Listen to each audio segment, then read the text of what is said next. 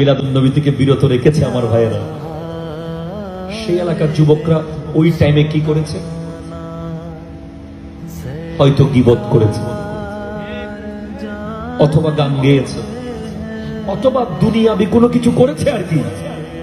কিন্তু বাড়িগুলোর যুবকরা তো এই প্যান্ডেল সাজাতে গিয়ে, এই লাইটিং করতে গিয়ে যতক্ষণ টাইমে স্পেন্ড করেছে, ততক্ষণ তাদের দিলে এবং ব্রেইনে শুধু ছিল নবীর মিলাদ, নবীর মিলাদ।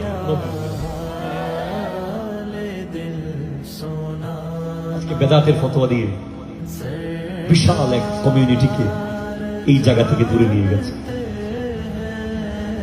আর আপনাদেরকে বেদাতের ফতোয়া দিয়ে নিতে পারে নাই। এজন্য আপনারা এখনো পর্যন্ত যতক্ষণ এখানে বসে আছেন, আপনারা ততক্ষণ আমার নবীর প্রশংসায় শুনছেন। বলেন, এরপর মিলাদ কিয়াম নিয়ে গেছে।